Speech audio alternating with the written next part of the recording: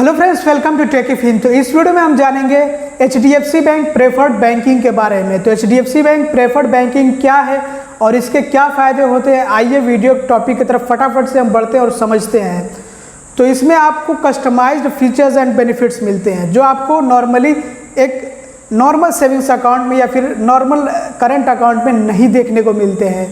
तो आपको कुछ अलग ही तरह के फीचर्स और बेनिफिट्स मिलते हैं। तो आइए इनको हम समझते हैं। तो सबसे पहले तो आपको एक डेडिकेटेड या फिर आपका ये पर्सनल रिलेशनशिप मैनेजर मिलता है जो कि आपकी मदद करता है आपकी बैंकिंग में, आपकी फाइनेंस सर्विसेज की नीड्स में।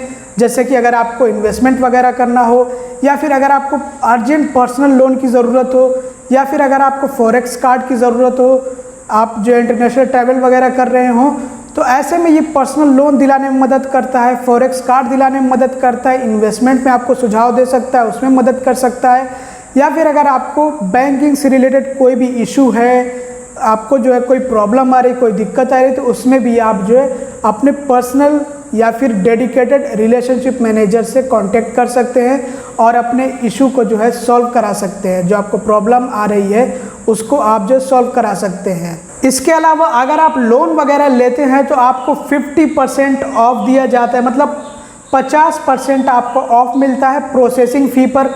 तो प्रोसेसिंग फ़ी जो वो समझ लीजिए 50% तक माफ़ कर दी जाएगी।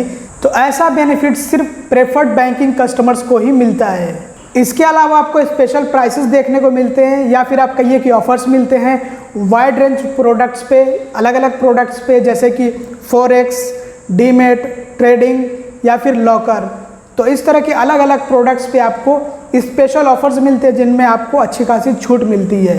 नन HDFC बैंक के ATM से, मतलब कि HDFC बैंक के अलावा किसी दूसरे बैंक के ATM से कैश विड्रॉ करने पे, पैसे निकालने पे, कैश निकालने पर ATM से आपको किसी भी तरह का कोई भी चार्ज नहीं देना होगा, क्योंकि ये चार्ज माफ़ कर दिया गया है। तो चाहे आप जो है किसी दूसरे बैंक के ATM से जा कर के पैसे निकालें या फिर आप बैलेंस इंक्वायरी करें, तो उसके लिए आपसे कोई चार्ज नहीं लिया जाएगा। इसके अलावा अगर आप प्रीफर्ड बैंकिंग कस्टमर हैं तो आपको प्रीमियम क्रेडिट कार्ड भी मिल सकते हैं HDFC बैंक की तरफ से, जैसे कि रिगालिया क्रेडिट कार्ड हो गया या फिर इससे और कोई हाई रेंज का क्रेडिट कार्ड हो गया, तो वो आप ले सकते हैं, वो आपको मिल सकता है इस अकाउंट के साथ में। मतलब कि प्रीफर्ड बैंकिंग के साथ में आपको जो है ये फैसिलिटी मिलती है। आपको बैंक ये सुविधा देता है कि आप क्रेडिट कार्ड ले सकते हैं, बैंक आपको खुद ही ऑफर करता है। तो प्रीमियम क्रेडिट कार्ड में आपको बेहतरीन फीचर्स और बेनिफिट्स देखने को मिलते हैं। और इसके अलावा आपको दिया जाता है preferred platinum chip debit card, जो कि स्पेशली डिज़ाइन डेबिट कार्ड है, जो कि एक बहुत ही बेहतरीन डेबिट कार्ड खास करके प्रेफर्ड बैंकिंग कस्टमर्स के लिए बनाया गया है। तो उनको मिलेगा जो प्रेफर्ड बैंकिंग कस्टमर्स हैं। अभी प्रेफर्ड बैंकिंग क्या है ये भी आप लोगों को मैं एक्सप्लेन करने वाला हूँ। पहले आप समझिए जो फीचर्स और बेनिफिट्स मिलते हैं उनको। और आपको प्रोडक्ट्स पे ऑफर्स वगैरह देखने को मिलते हैं और इन्वेस्टमेंट पे भी जो ऑफर्स वगैरह होते हैं वो भी आपको स्पेशली बताए जाते हैं। आपको जो है ई न्यूज़ लेटर के ज़रिए से नोटिफाई किया जाता है, जिससे कि आपको सब कुछ पता लग जाता है कि कौन कौन से ऑफर्स चल रहे हैं अभी के टाइम में। आपको कंबाइंड मंथली स्मार्ट स्टेटमेंट मिलता है, मतलब कि अगर आपके HDFC बैंक में कई सारे अकाउंट्स हैं, जैसे कि सेविंग्स अकाउंट्स भी हैं, करंट अकाउंट्स भी हैं, फिक्स डिपॉजिट भी हैं, तो आपको जो उन सारे अकाउंट्स का स्टेटमेंट मिलता है इकट्ठा होकर के। हर महीने आपको ईमेल के ज़रिए वो स्टेटमेंट मिल जाता है। और अगर आप प्रेफर्ड बैंकिंग कस्टमर है तो फिर आप अपने फैमिली मेम्बर्स को भी जोड़ सकते हैं अपने ग्रुप में, और उनको भी वो सारे फीचर्स और बेनिफिट्स, वो सारी फैसिलिटीज़ मिलेंगी जो आपको मिलती हैं। तो जैसे कि एक्सक्लूसिव ऑफर्स वगैरह उनको भी मिलेंगे, और जो फीस और चार्जेस आपके लिए माफ़ है उनके लिए भी माफ़ हो जाएंगे। और इसी तरह से सारे फीचर्स और बेनिफिट्स उनको भी मिलेंगे जो आपको मिलते होंगे। तो आप अपनी फैमिली में से 8 मेंबर्स को ऐड कर सकते हैं अपने ग्रुप में। और आपको माई अकाउंट माई चॉइस का फीचर मिलता है कि आप अपने पसंदीदा अकाउंट नंबर को ले सकते हैं। जैसे कि अगर आपको जो चाहिए कि आपका जो डेट ऑफ बर्थ हो वो भी ऐड हो जाए आपके अकाउंट नंबर में, या फिर आपका मोबाइल नंबर, तो आप अपने मन पसंदीदा अकाउंट नंबर को चून सकते हैं कि आपको कौन सा नंबर, कैसा नंबर चाहिए अपने अकाउंट के लिए, तो वो आप खुद से चूज़ कर सकते हैं। अब बात कर लेते हैं कि ये प्रीफर्ड बैंकिंग है क्या और हम कैसे प्रीफर्ड बैंकिंग कस्टमर बन सकते हैं। तो अगर आप भी प्रीफर्ड बैंकिंग कस्टमर बनना चाहते हैं, तो अगर आप सेविंग्स अकाउंट ओपन कर रहे हैं तो सेविंग्स अकाउंट के लिए आप इनिशियल फंडिंग कम से कम 5 लाख रुपए की करिए।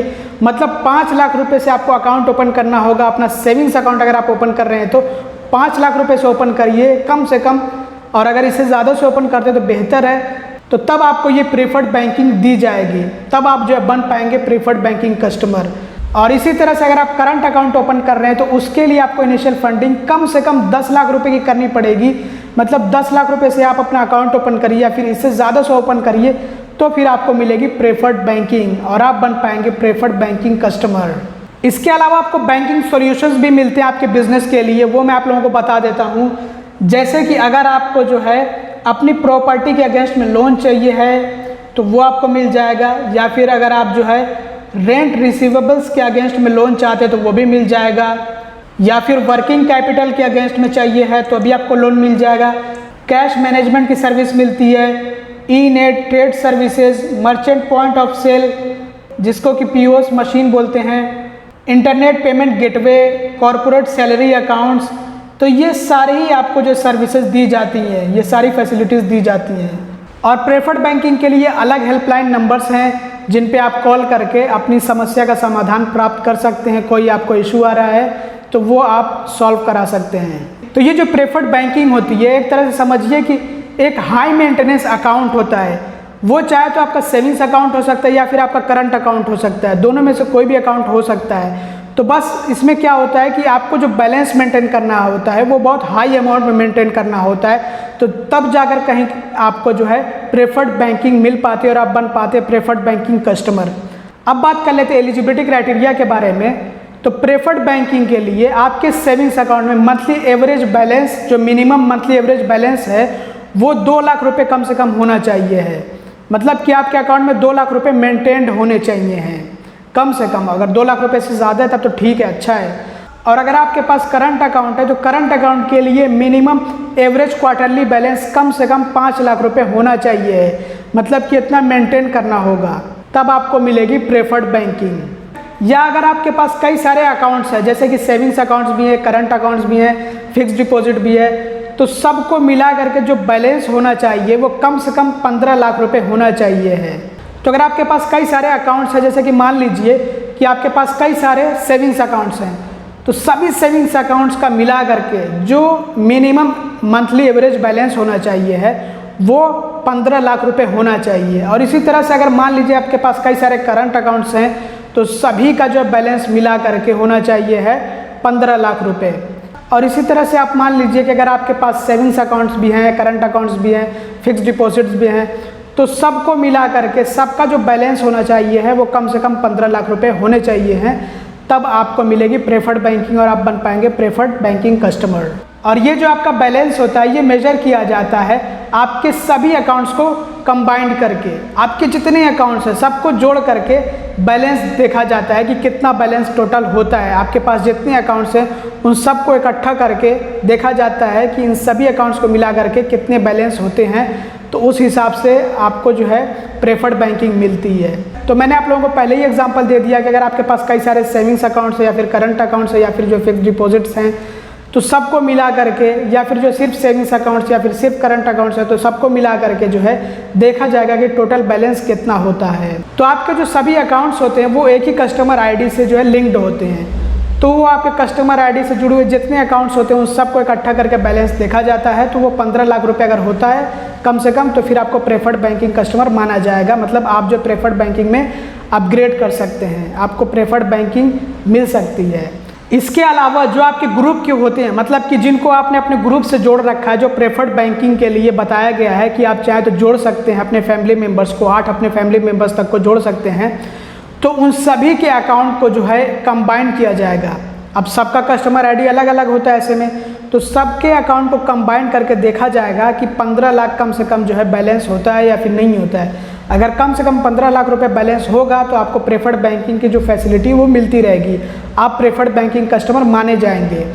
और अगर जो है ये 15 लाख रुपए से कम बैलेंस हुआ तो फिर जो है प्रेफर्ड बैंकिंग का जो स्टेटस है ये छीन लिया जाएगा।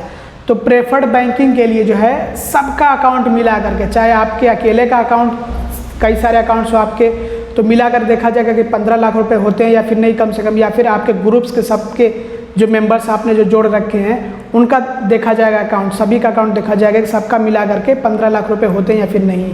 और अगर आप अकेले ही हैं तो फिर जो है आपका सिंगल अकाउंट है ऐसे में, तो 2 लाख रुपए कम से कम आपके अकाउंट में होने चाहिए। अगर आपके पास कई सारे अकाउंट्स हैं तो सारे अकाउंट्स का मिला करके आपका देखा जाएगा कि 15 लाख रुपए होता है या फिर नहीं। और अगर आपके पास करंट अकाउंट है तो फिर जो है उसमें ऐसे में देखा जाएगा कि मिनिमम एवरेज क्वार्टरली बैलेंस जो है 5 लाख रुपए कम से कम है या फिर नहीं, तो फिर आपको जो प्रेफर्ड बैंकिंग मिलेगी और आप उसका फ़ायदा उठा सकते हैं। हाँ, ये तो आप लोग जानते हैं कि सेविंग्स अकाउंट ओपन करने के लिए कम से कम जो एज होनी चाहिए है वो 18 ईयर्स होनी चाहिए, 18 साल।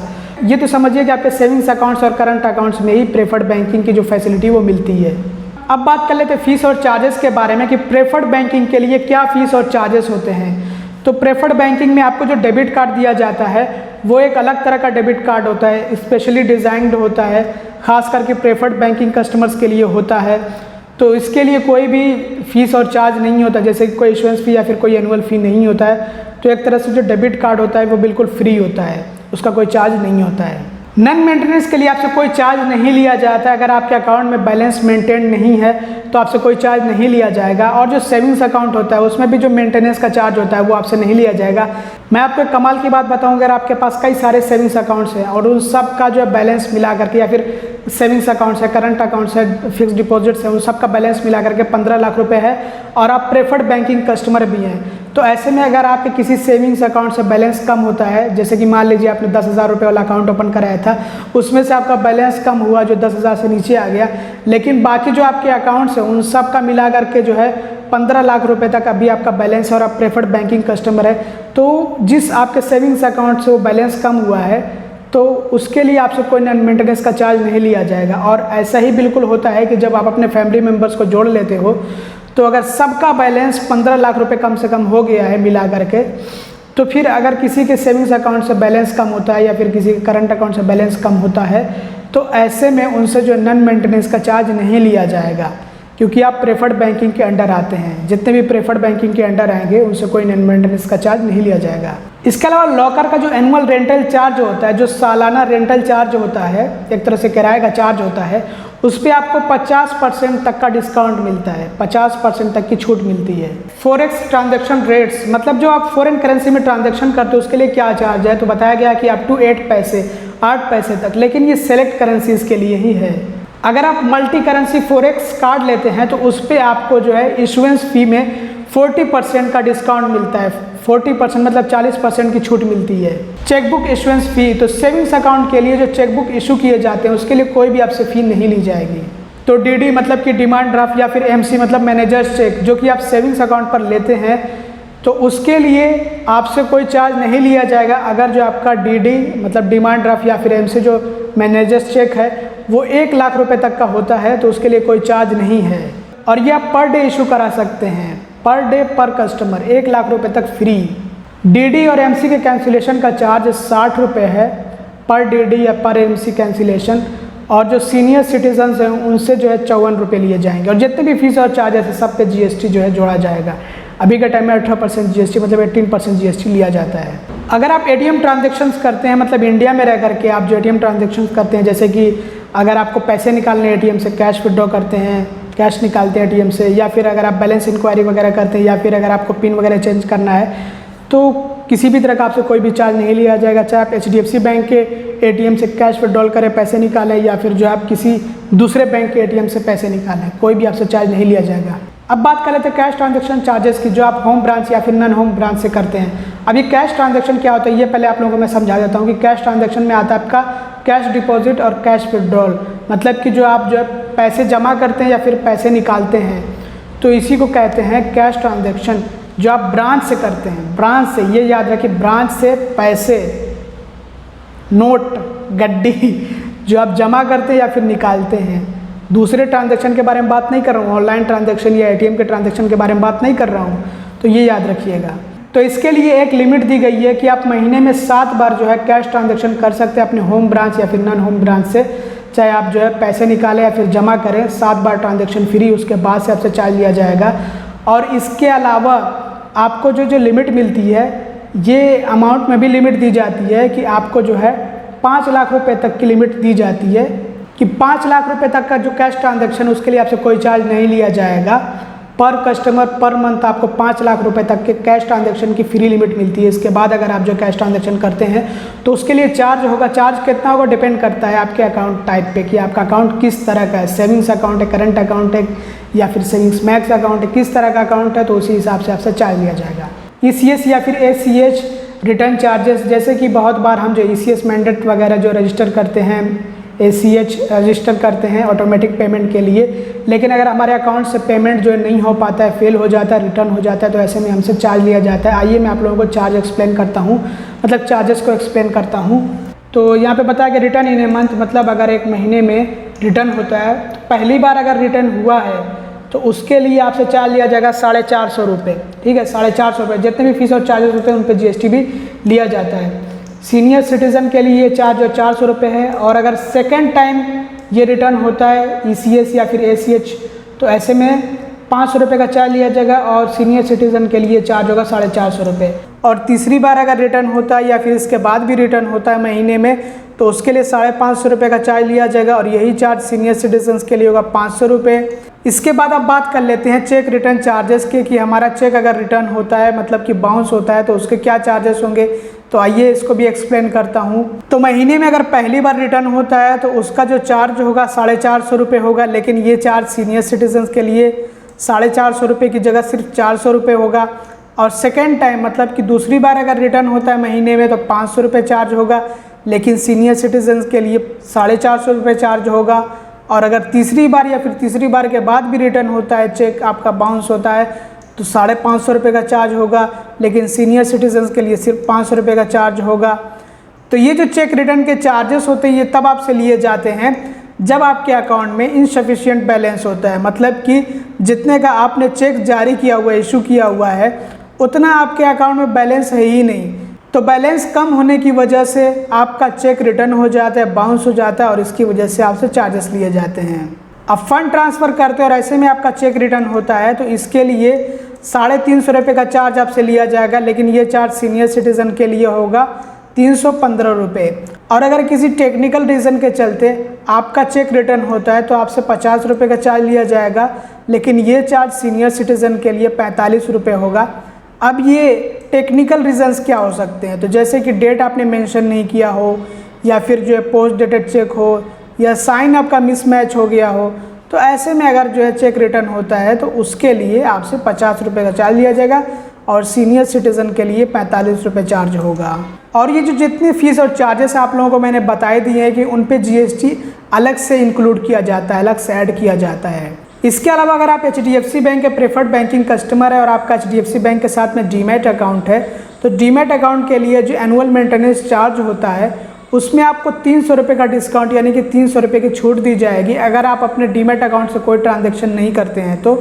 और अगर आपने एक ट्रांजैक्शन किया है अपने डीमैट अकाउंट से तो फिर समझिए कि आपसे कोई भी चार्ज नहीं लिया जाएगा, मतलब कोई annual maintenance charge demat account के लिए नहीं लिया जाएगा। इसके अलावा बात करें अगर NEFT और RTGS की, तो NEFT और RTGS के ज़रिए अगर आप फंड ट्रांसफ़र करते हैं, बैलेंस ट्रांसफ़र करते हैं, मतलब कि ट्रांजैक्शन करते हैं, पैसे भेजते हैं किसी को ऑनलाइन तो फ्री है, लेकिन अगर आप ब्रांच से करते हैं तो उसके लिए चार्ज होगा। डिपेंड करता है कि आपका अकाउंट किस टाइप का, करंट अकाउंट या फिर जो आपका सेविंग्स अकाउंट वो किस टाइप का है। देखिए प्रेफर्ड बैंकिंग कोई अकाउंट नहीं है, एक तरह की बैंकिंग है जो कि आपको आपके सेविंग्स अकाउंट में भी मिल सकती है अगर आप जो एलिजिबिलिटी क्राइटेरिया है उसको फुलफिल करते हैं तो। जैसा कि मैंने बताया कितना बैलेंस मेंटेन करना होता है। इसके अलावा अगर आपके कई सारे अकाउंट्स हैं तो सभी अकाउंट्स को मिला करके उसमें तो बहुत तरह के अकाउंट्स आएंगे ना, जैसे कि करंट अकाउंट्स भी आ सकते हैं, फिक्स डिपॉजिट भी आपका आ सकता है, सेविंग्स अकाउंट भी आ सकते हैं। तो उसमें कई तरह के अकाउंट्स हो सकते हैं आपके। सेविंग्स अकाउंट में भी कई तरह के अकाउंट्स होते हैं, जैसे कि एक रेगुलर सेविंग्स अकाउंट होता है, एक सेविंग्स मैक्स अकाउंट होता है। करंट अकाउंट में भी कई तरह के करंट अकाउंट्स होते हैं, तो इसमें सारे अकाउंट्स जुड़ जाते हैं। अगर आप जो प्रेफर्ड बैंकिंग कस्टमर बनना चाहते हैं तो सारे अकाउंट्स को मिला करके सभी को जोड़ करके 15 लाख रुपए होने चाहिए, सब कुछ मैंने बता रखा है। तो ये जो चार्ज है NEFT और RTGS का ऑफलाइन जो आप ब्रांच से करेंगे तो ये डिपेंड करेगा कि आपका कौन सा अकाउंट है, किस तरह का अकाउंट है, तो उस हिसाब से आपसे चार्ज लिया जाएगा। आई होप कि आप समझ गए होंगे। IMPS के लिए आपसे कोई भी चार्ज नहीं लिया जाएगा, IMPS फ्री है। बिल पेमेंट्स के लिए आपसे कोई भी चार्ज नहीं लिया जाएगा, फ्री है। मैंडेट रजिस्ट्रेशन के लिए आपसे कोई चार्ज नहीं लिया जाएगा, ये भी फ्री है। इंस्टा अलर्ट का भी आपसे कोई चार्ज नहीं लिया जाएगा, ये भी फ्री है। और स्टैंडिंग इंस्ट्रक्शन का भी आपसे कोई चार्ज नहीं लिया जाएगा, ये भी फ्री है।